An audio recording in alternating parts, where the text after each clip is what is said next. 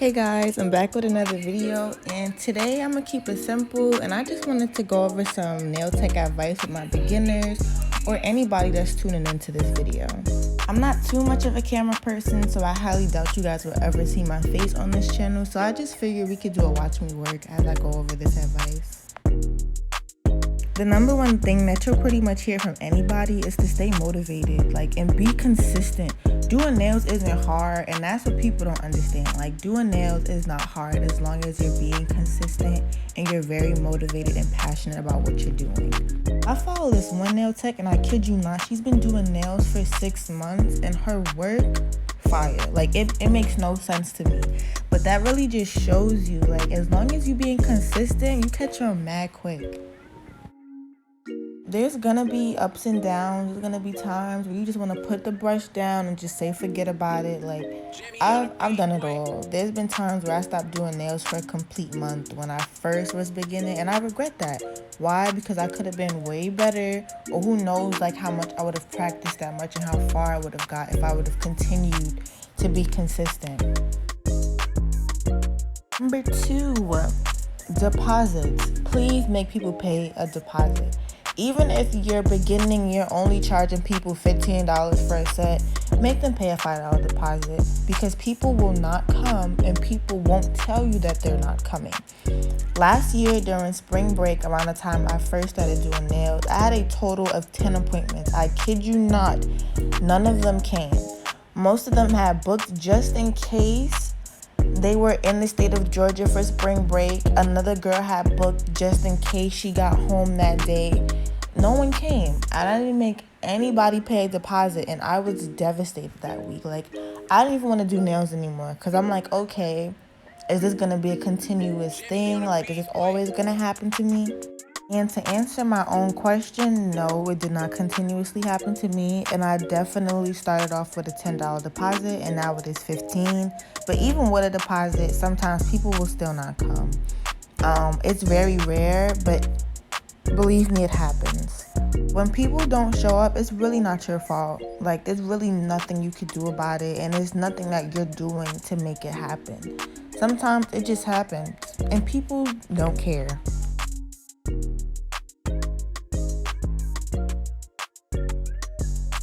Number 3 is pricing. I'm not going to sit here and tell you how much to charge. No one else should try to tell you how to charge. You want to charge based off of how much you feel like your nails are worth. If they don't lift, they last long, the stone's not popping off easily, my nails not falling off, that's what you want to charge based off of. If you're just starting to do nails, you don't want to start charging people $30 off rip, especially if you've only been practicing on the practice hand. You want to make sure you possibly have a friend that you could use, that you could practice on, and you could test it out on him or her to see how long the nails last. If they last more than 2 weeks, they're not coming off, they're not breaking, go for it. But you just want to make sure you're not overcharging, especially when you're beginning. Me personally, when I was beginning, I was only charging $15 for a set. Now that I think about it, did they last? Probably not. I'll give it a week. But I knew that I couldn't up my prices until I fixed that mistake, until I knew the stone's not going to come off the next day, the nail not going to break the next day. That's when you start going up. But until then, you don't want to make people waste their money on a set that may not last. I've seen beginner nail techs do a couple sets on a practice hand and start charging people $40. You can't do that. That's not how it works. You can't just be beginning and now you want to jump and buy a booth. Now you want a booth. No, you can't do that. You'll waste your money, you'll waste other people's money, and you'll waste your products and your time. Another thing is, you don't want to undercharge. If you giving this girl stones, decals, marble, acrylic designs, that's not no $50. It's not.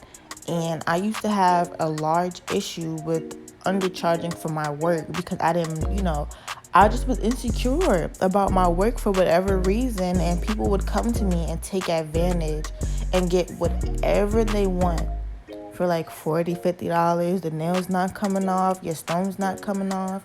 But I was too scared to raise my prices, and it took another nail tech to text me and tell me, hey, look, your prices are way too low.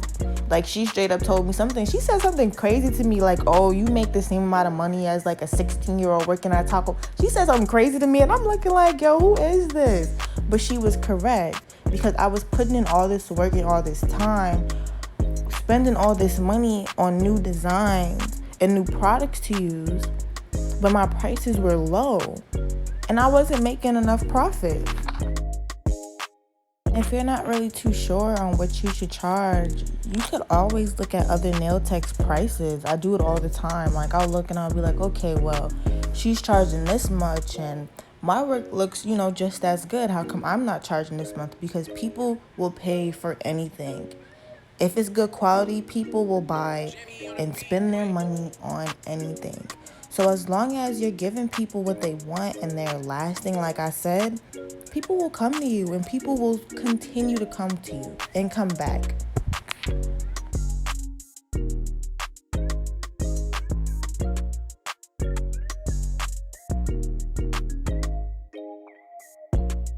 Number 4 is going to be marketing. If you guys didn't follow me back in February, I only had, I think, 3K or 4K followers, and now I have 15K. How I did that was Instagram promotions and hashtags. Use those hashtags on every picture. If you're from Atlanta, ATL Nail Tech, ATL Food. If you're from New York, NYC Hairstylist, NYC Food. Just use a bunch of hashtags with your city in the front of it. Or normally sometimes what I like to do is I like to use trending things that I know people may be interested at the time. Like currently in my hashtags, you might see 6ix9ine. Why? Because 6ix9ine is blowing up right now. But you want to use things that people more than likely are looking through. Like I could do hashtag 6ix9ine and somebody can just be hashtagging his name for whatever reason. Run into my page. Maybe I got a new client. Why? Because I'm using those hashtags and I'm ending up on the explore page so people will be able to see it. Even if they don't follow me, they were still on my page. They probably scrolled through it, and that's just the first step. People are going to continue to see it. They'll see that you're getting better and you're getting better, and eventually people just start following you and they like your work and they like your positive attitude. Like, you want to be consistent when you're posting. And with the Instagram promotion thing, if you haven't tried it yet, you make your page a business page, and then under your pictures, there'll be like a little button and it says promote. I recommend doing it for a week. Normally, I spend about $30 doing maybe like 5 days or whatever, 4 6 days. It just depends on how much money you have. You could do $15 promotions, $10 promotions, but the promotions work and they go to people's phones. I might see the promotion. I might run into your page. I might follow you. You just never know. But you want to use every social media you have to promote yourself. I promote myself on my main page, on Facebook, on Twitter. I hate Twitter, but on Twitter, anywhere I have social media, I'm going to promote myself.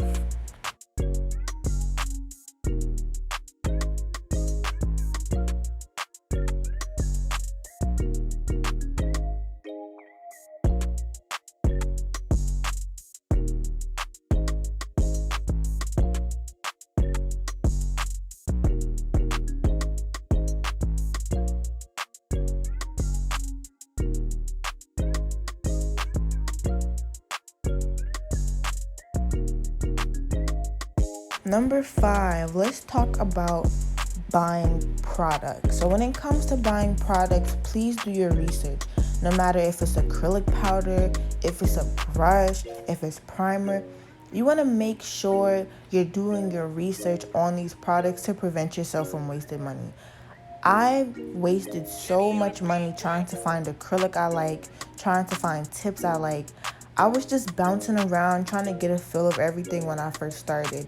You shouldn't have to waste money as you do that. If you're trying a new brand, only buy 1 or 2 colors. Because me being dumb, there was this one lady I bought some acrylic from. I think I got like 10 colors from her and they all marbled. They were really low quality. I wasn't sure if like maybe she was just beginning to make acrylic, but I ended up stopping by her shop and buying some acrylic powder from her. And if I would have knew that maybe she was just starting or the acrylic quality wasn't that good, I wouldn't have bought it. And I'm not gonna say any names, of course, and I'm not trying to put anyone's business down, but you just don't sell certain things when it comes to acrylic. If my acrylic powder is pink and my beads are coming out white, how do I, like, what is that? Like, what am I supposed to do with that? I know some acrylic does that, like the whole marbling thing a little bit, but it's not noticeable. But if my whole bead is coming out white, I just wasted my money. So you want to make sure you're doing your research on these brands, because some people don't really know too much about running a business. And that's okay. Everybody's still learning, but this is a learning experience for everybody. But I shouldn't have to waste money. So you just want to do your research and you want to make sure you're not investing into anything that's trash, anything that you're never going to use. You want to be very cautious about where you're putting your money.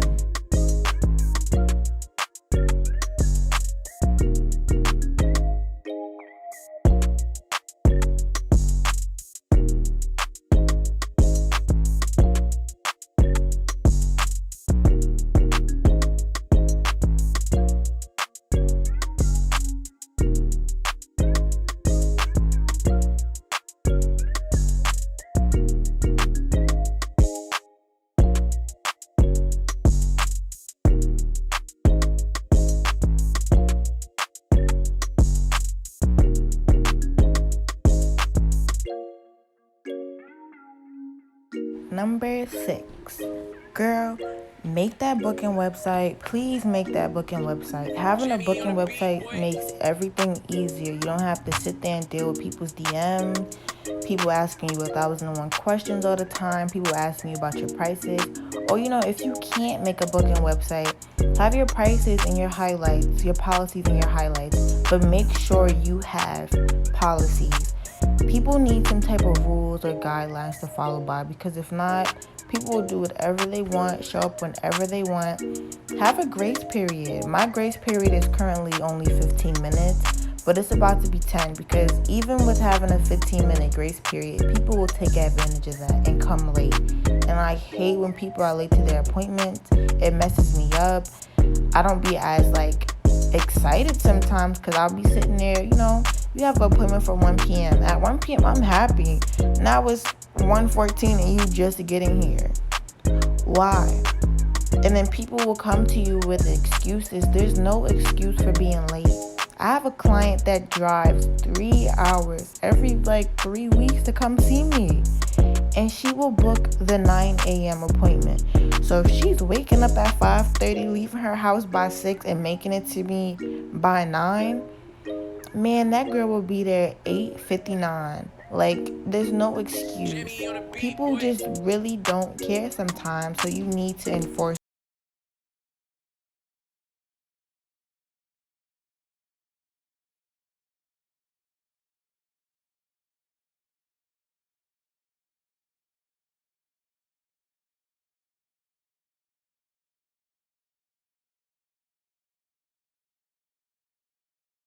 Trying to get faster. Me right now, normally on a regular basic set or maybe a long freestyle, it'll only take me an hour and a half, 2 hours. But for my extra long nails, I started using these clear tips in the video, so it takes me about 3 hours to do the set. I've been having an issue with this lately because I really, really love using these tips, but I'll have appointments after them. Normally, I give myself an extra hour between my appointments, but how am I going to have time for myself if I'm spending that extra hour finishing someone's nails? So you always want to be consistent with trying to make yourself faster as well. The faster you are, the more appointments you can take in a day. There's nail techs that really take 6 people a day, and I'll be like, how? The most I've ever taken in a day was 4, but my goal is to be at 6. Set yourself goals. I've been working on speed. I'll set a timer and I'll practice on my little practice hand and do one nail at a time and see how fast I can do it. But you want to set goals. You want to always have a goal.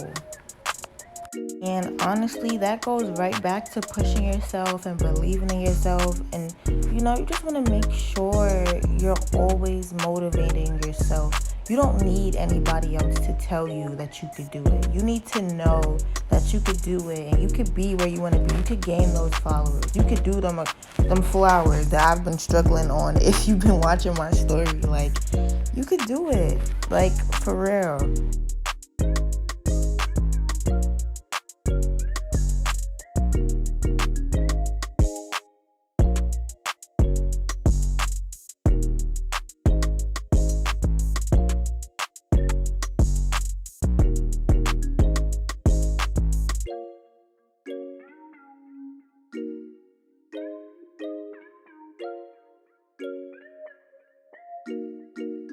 Jimmy on a beat, boy.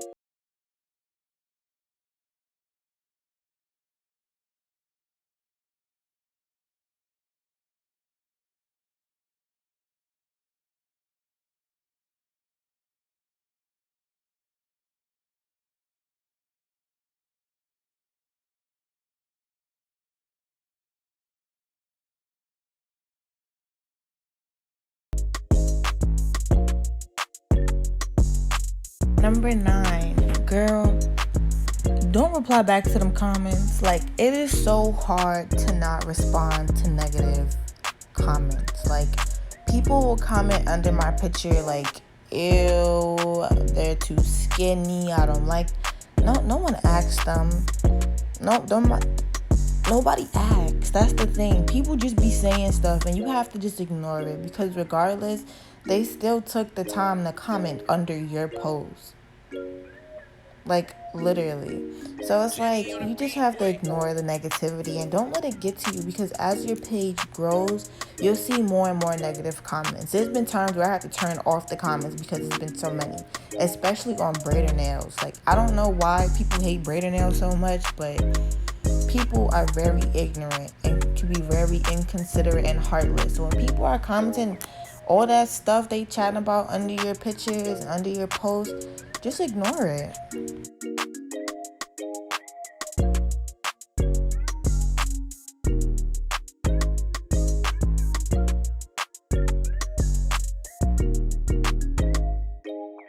Number 10, girl, follow other nail techs. Follow small pages, big pages, beginners. Like, if you're a nail tech and you're watching this right now and I haven't followed you back, DM me, send me something, because I follow nail techs back normally. When I see a nail tech follow me, I always follow them back. Why? Because you may have something on your page that I like and I want to try, and now I have something else I could put on my price list. So it's like, you can just get so many different ideas from so many different people and so many different techniques. Like, you want to make sure you don't have to be in tune with everybody, but following other techs definitely help a lot. Don't go comparing your work to theirs, because that will throw you off. And I used to do that. I would see a nail tech and I would like her work and I'll be like, okay, why doesn't my work look like that? Your work isn't gonna look like somebody else. Listen, your work isn't going to look like somebody else's. Your work is going to look like your work. When you get better, it's still going to look like your work. I used to have this horrible issue with looking at another tech's work and trying to make my work look like that. And that's where you start to mess up. That's exactly where I messed up. And you want to try to avoid that by like any means necessary. You don't want to compare yourself to anybody. You're in your own lane. You move at your own pace.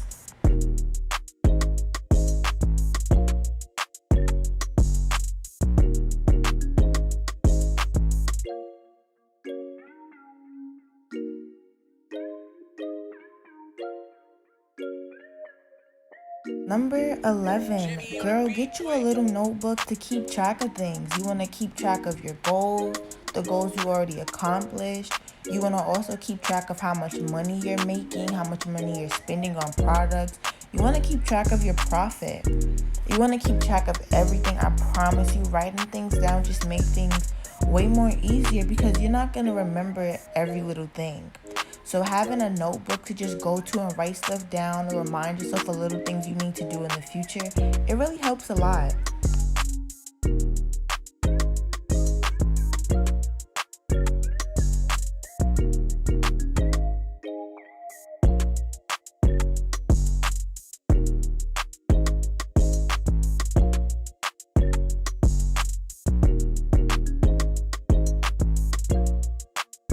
please don't mind my messy background, but I say all of this to just say once again to stay motivated.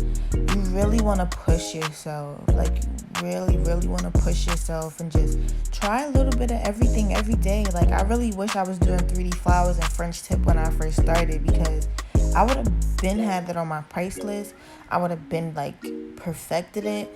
But I'm just now starting to try things like French tip and color blocking and, little designs that I see other nail techs do that I like. But when you're practicing, just take a little bit of everything. Like, you could go step by step like I did, but later down the line, you're going to wonder, okay, why was not practicing this back then? Why am I just starting this now? So just push yourself and just try to learn everything.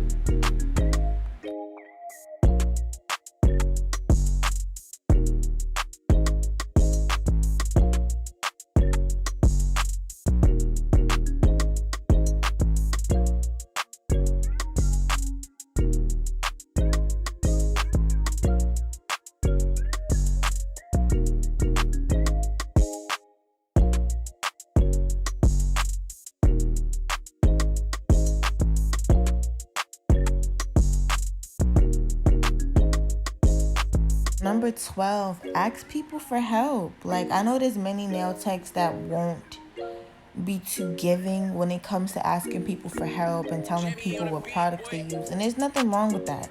But I am somebody that doesn't mind when people ask me for help. I respond back to YouTube comments and I respond back to DMs. So if you guys ever have any questions, feel free to ask.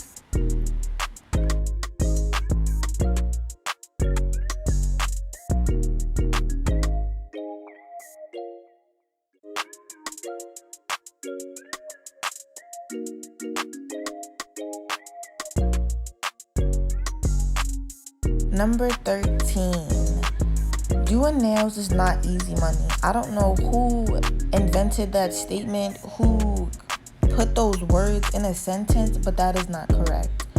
People that's only in it for the money or think it's an easy way to make money end up not doing nails for a very long time at all. I've seen it happen multiple times. You start, you think it's gonna be easy, it ends up being a lot of work. You gotta put time and money into it and products. It's not easy. It gets easy, I could say that, but it is not an easy process and it's not easy money.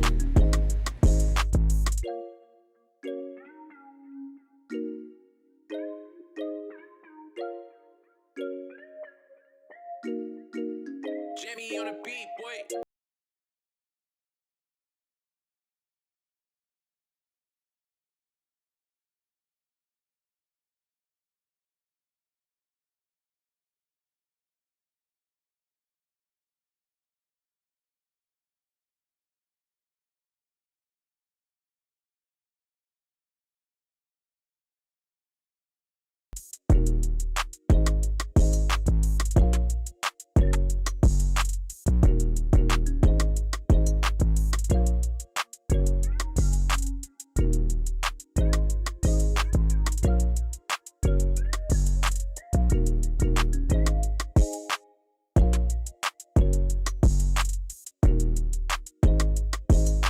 As this video is coming to an end, I just wanted to thank everybody for watching this video, and I hope you guys take this advice. If you guys have any comments, questions, or concerns, please feel free to comment them down below. And if you guys want to see more videos in the future, please be sure to like and subscribe, and I'll see you guys in the next video.